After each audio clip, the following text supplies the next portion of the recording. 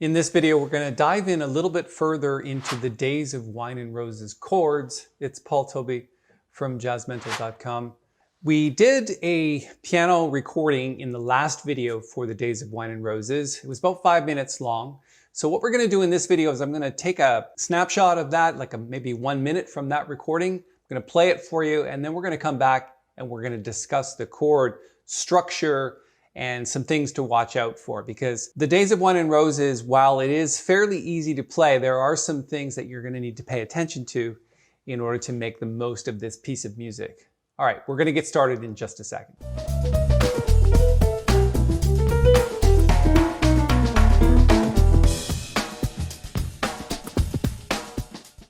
Okay, so let me play you an excerpt from the last video recording that we did of the Days of Wine and Roses. It'll take about a minute to get through this, and then we're going to come back and discuss it. Let's play that now.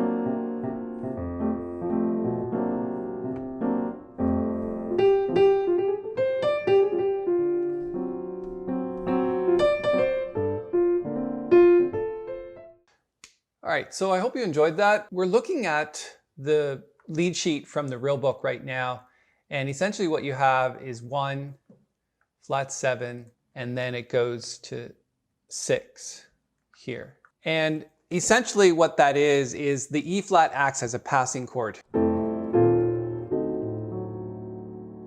And then you're going to 2. So 6 is 5 of 2, right? So if we're heading from D7 to G minor 7, this would be 5 and this is 2. The thing I think you need to pay attention to in terms of the way that works is I'm playing and discussing solo piano. So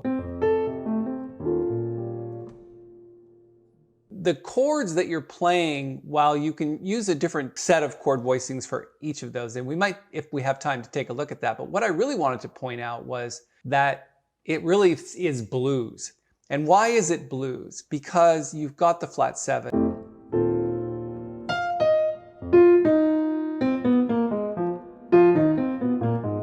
So if you go down the scale, you're basically going from F to E flat to D. And the reason why I'm pointing that out is because when you play the tune as solo piano, you might want to consider just sticking to blues for a second.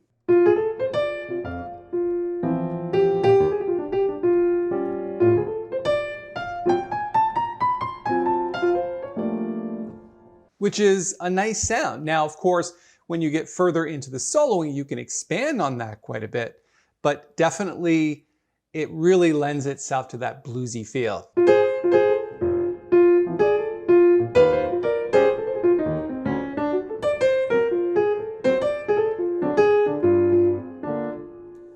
And I think that's an important part of this tune. Then when you get to the G minor 7, basically, you've got 2 whole bars of G minor 7. So the last thing you want to do is hang out there for a while. So you're going to need to learn some inversions. You can even go to C7 if you wanted to.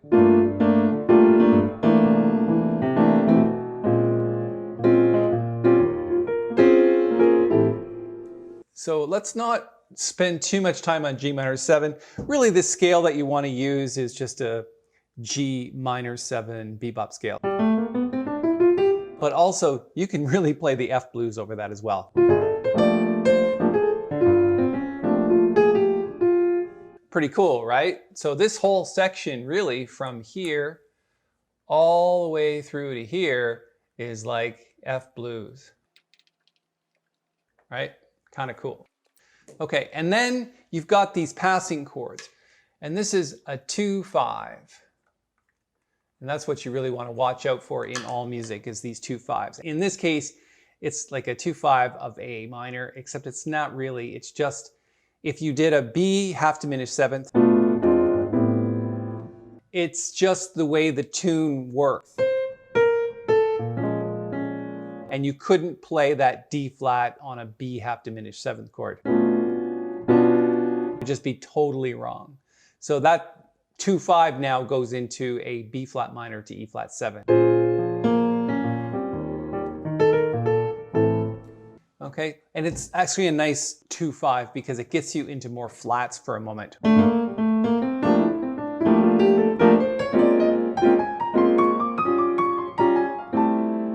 Okay, really nice. And then what you have here is 3, 6, 2, 5. Cycle of fifth, right?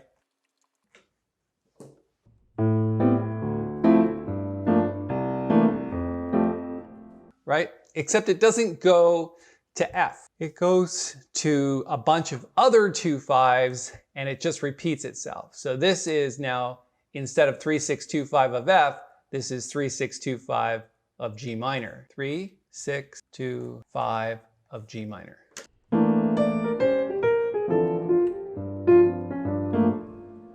So what we have here is a 3, 6, 2, 5 of C, right? This chord here, except we're going to G minor. So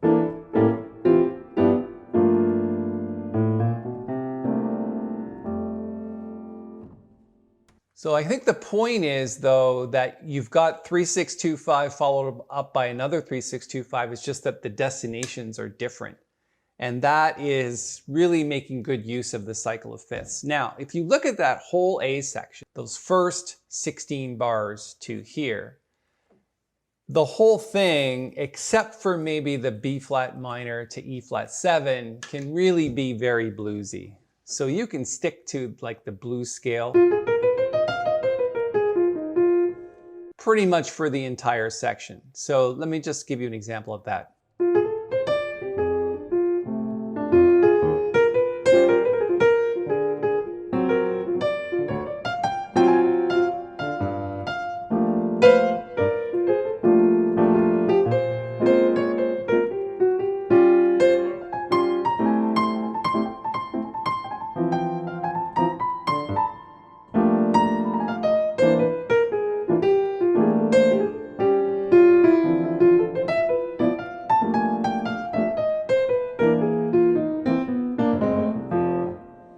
And I think that's why people like to play this tune, because it does have that blues feel. And we started out there when we started talking about it, and we're going to pretty much just reiterate it and say it again, because it's just one of those things and one of those tunes that just sort of lends itself to that blues feel. Okay, so if there's one more thing that I want to discuss before we end this video, and again, we usually spend 10 to 12 minutes on each video to point out some key elements.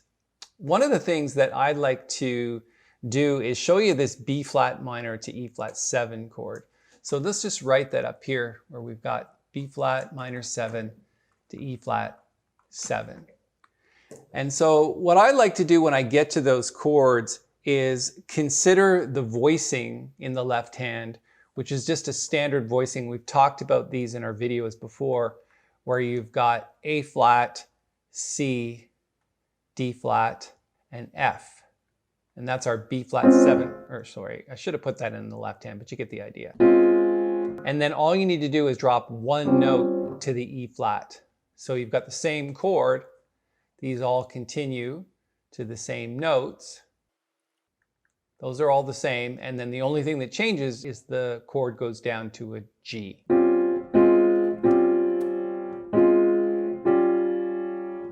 And that's a good 2-5 voicing to use there.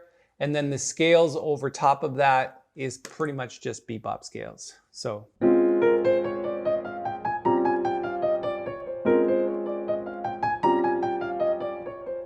And the reason why I pointed that out is because that's a nice sort of let's get off blues for a second and do something else, right? So if we're just playing blues through the whole thing.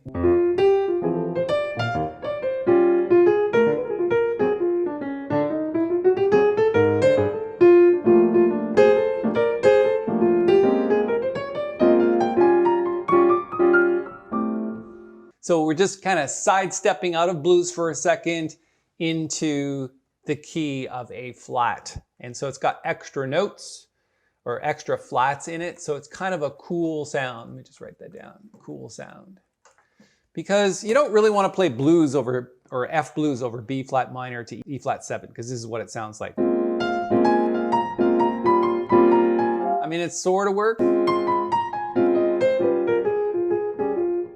but not really.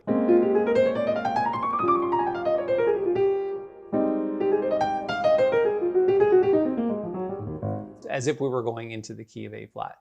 Okay, so that's what I'd like to point out. The rest of the tune just continues sort of in the same vein. The only difference in chords for the last section is that B half diminished seventh to E7 or to B flat 7, which is the tritone substitution. Any questions or comments about this specifically, or you want to just look at, okay, Paul, can you expand further on what you said here? Just grab the time that I did it in the video, like 4 minutes, 3 seconds, and go, Paul, what were you talking about here? Can you give me more examples of that? And I'm more than willing to do that. Thanks so much for hanging out with me again for the Days of Wine and Roses. Cheers.